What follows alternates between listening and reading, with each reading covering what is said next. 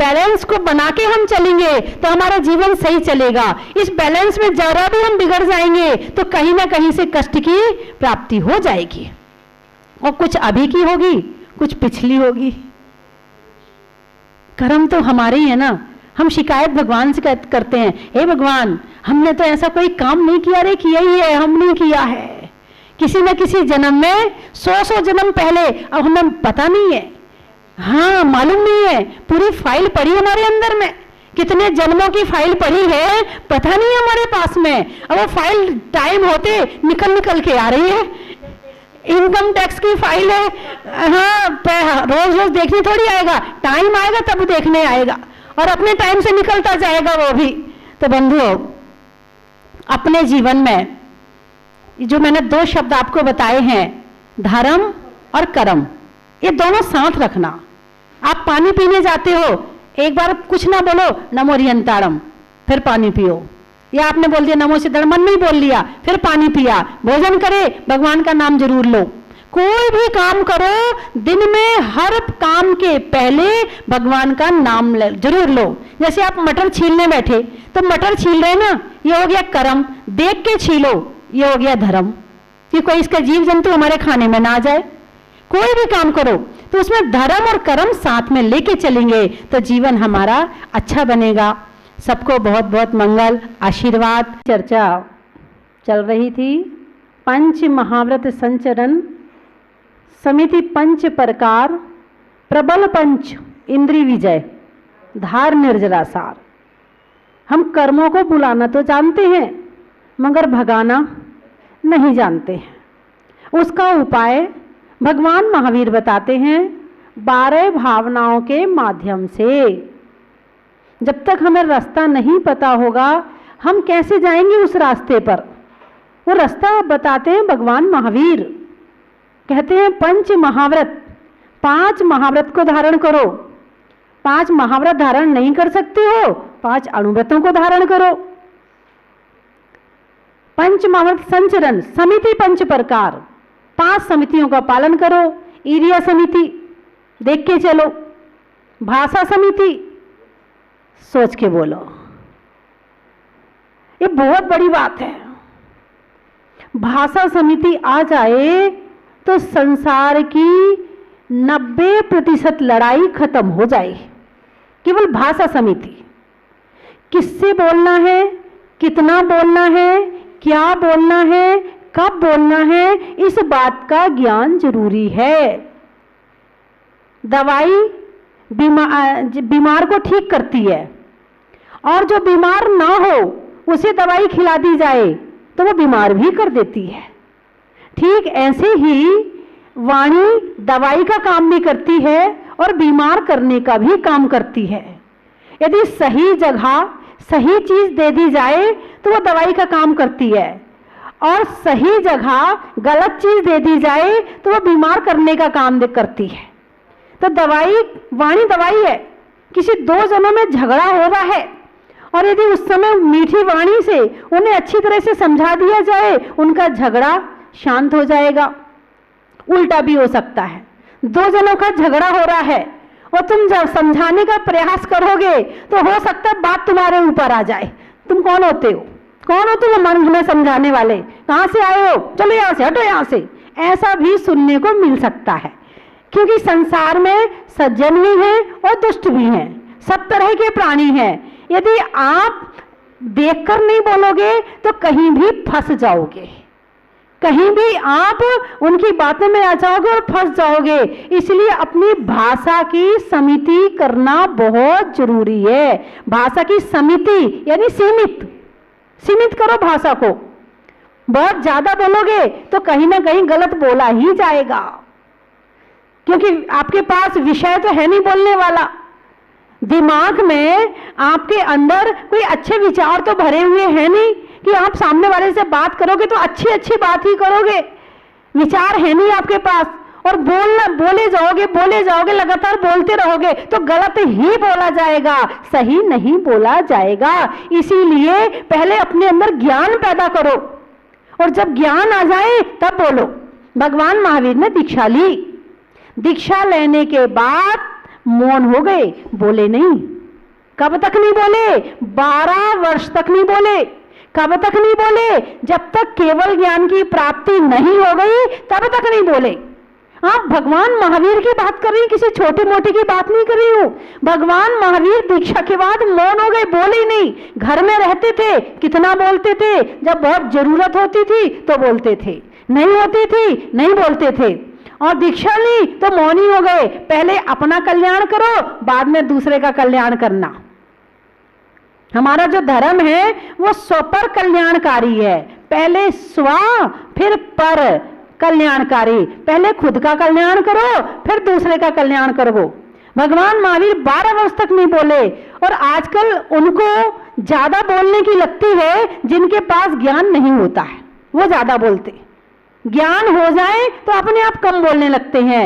श्रीमद् रायचंद जी कहते हैं, बोले जब मुझे ज्ञान नहीं था, जब मैं अज्ञानी था, छोटा मोटा थोड़ा बहुत ज्ञान हुआ तो मुझे लगता था कोई सुन तो ले मेरी बात, मुझे कुछ आता है, कोई मुझे भी तो सुन ले, और मैं सुनाने के चक्कर में रहता था।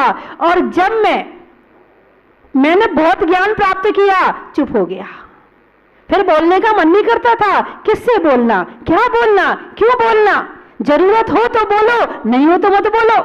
ज्ञान आने के बाद चुप हो जाते हैं और अज्ञानता में ज्यादा बोला जाता है।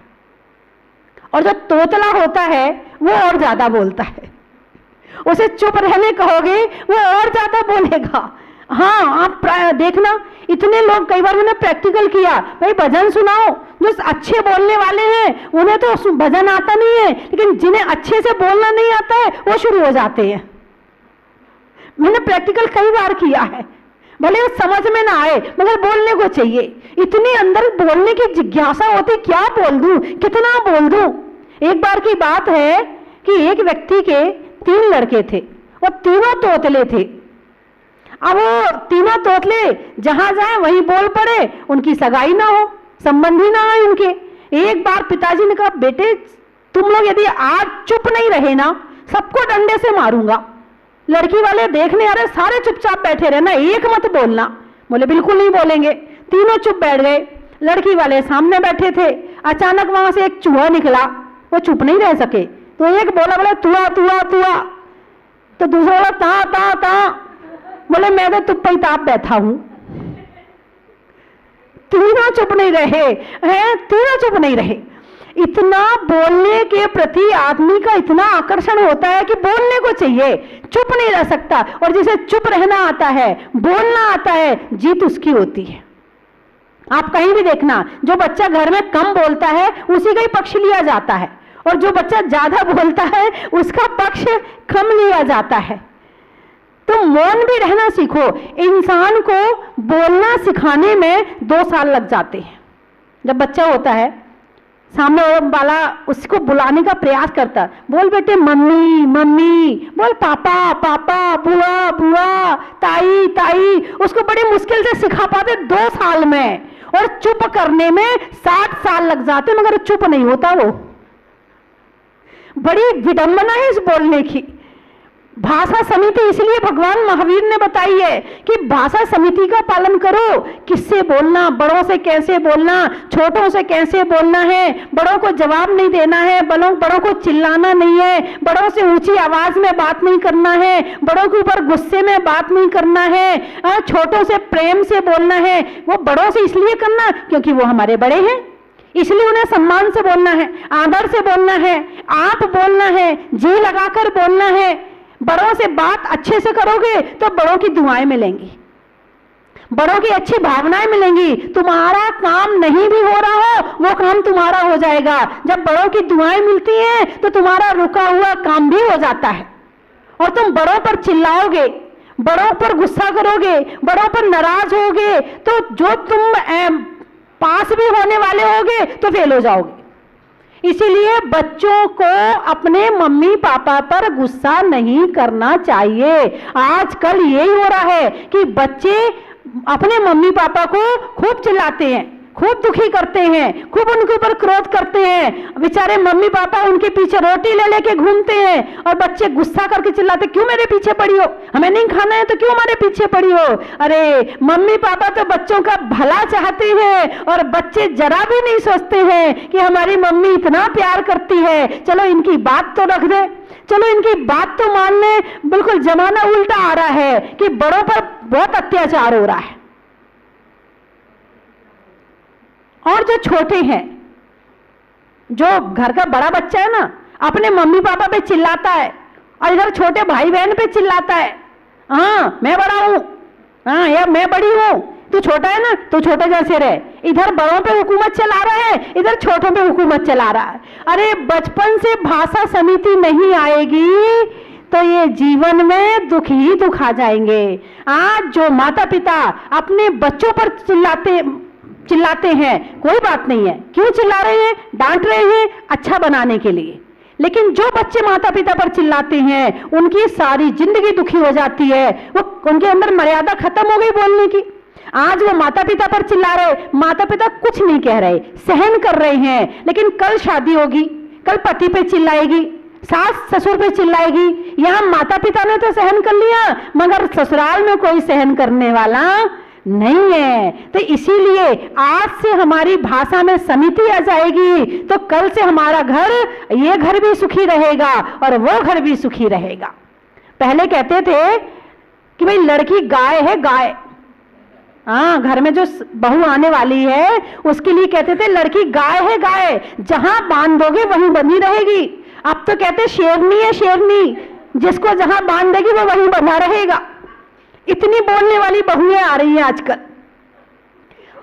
और घर में लड़ाई का कारण यही है, जैसी लड़की घर आती है वैसे पति के लिए सोचती है जो मैं कहूं वो ही खाए, जो मैं कहूं वो ही पहने, जितने बजे घर कहूं उतने बजे घर आ जाए, जैसा मैं कहूं बैठने के लिए वहां बैठे।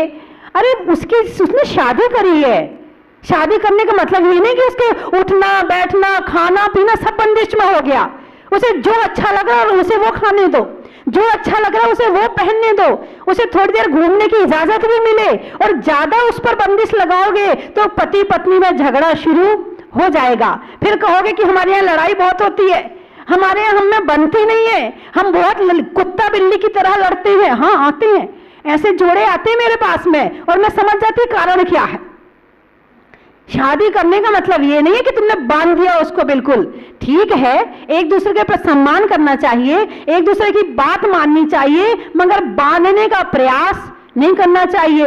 अब वो बहू घर आई, अब सास 40 वर्ष से उस घर में रह रही है, उस घर की रसोई को संभाल रही है, उस घर को संभाल रही है। अब बहू सोचती है कि सास से कुछ ना पूछूं और सारा अपने मन से घर का सारा काम करूं। अरे नहीं, जहां तुम ये बात शुरू करोगी काम नहीं बनेगा। पहले जड़ जमाओ, घर में आई हो प्यार से पहले घर में जड़ जमाओ, सास के दिल में जमो, ससुर के दिल में जमो, पति के दिल में जमो, नंद के दिल में जमो, बड़े प्यार से जो कह रहा है वैसा कर दो। जमने के लिए ज्यादा किसी काम की जरूरत नहीं है। उन्होंने कहा ये ग्लास यहाँ रख दो, रख दो। उन्होंने कहा ये रुमाल यहाँ रख दो, रख दो। उन्होंने कहा रुमाल को ऐसे घड़ी करो, ऐसे कर दो, बस हो गया काम, लड़ाई खत्म। और तुमने कहा ऐसे नहीं ऐसे होगा, वो कहेगा ऐसे नहीं ऐसे होगा, लड़ाई शुरू। घरों में लड़ाई किस बात की है? धन की कमी नहीं है, पैसे की कमी नहीं है, केवल इसी बात की कमी है कि सामने वाला जो कह रहा है उसे हम मानना नहीं चाहते हैं, और वहीं मानना शुरू कर दें वहीं हमारी सारी लड़ाइयां खत्म हो जाएंगी। तो लड़ाई का कारण क्या है? लड़ाई का कारण है कि भाषा समिति नहीं है, किससे कितना बोलना है इस बात का ज्ञान नहीं है। और इस बात का ज्ञान आ जाए सास बड़ी है, कम बोलना है, पूछ के काम करना है, सम्मान देकर काम करना है, उनके पैर छूना है, बस लड़ाई बंद। और जहां हमने उनसे अकड़ने के लिए उनके सामने अकड़े, उनके सामने अपने आप को बड़ा समझा, लड़ाई शुरू। तो बंधुओं, विनय तपस्या में आती है और भाषा समिति में आती है।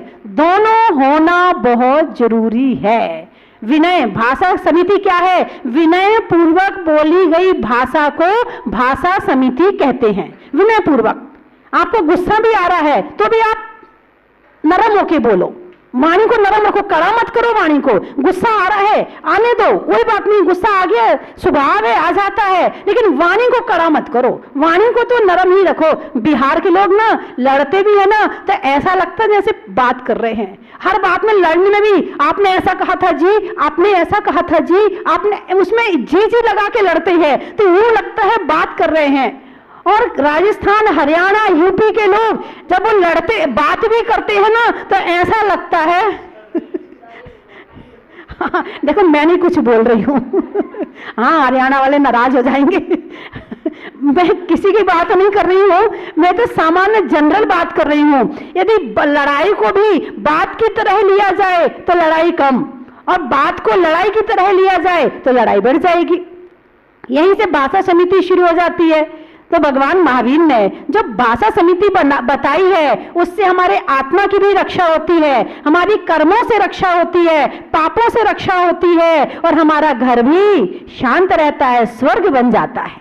और अकेले घर नहीं तो आप सोचो माता जी कह रही हैं अकेले घर के लिए कह रही, अकेले घर के लिए नहीं कह रही हूं मैं, चाहे समाज हो, चाहे देश हो, चाहे राष्ट्र हो, चाहे स्कूल हो, चाहे कुछ भी हो, हर जगह भाषा समिति का पालन करना चाहिए तो हमारा जीवन अच्छा बन जाएगा। सबको बहुत बहुत मंगल आशीर्वाद है और आप लोग इसी तरह से अपनी वाणी को सुंदर बनाएं। बोलिए 24वें भगवान की। बोलो तो बोलो सदा मीठे वचन, ओ मेरे मन, बोलो तो बोलो सदा मीठे वचन, ओ मेरे मन, सारे धर्मों का यही है रे कथन, ओ मेरे मन, बोलो तो बोलो सदा मीठे वचन।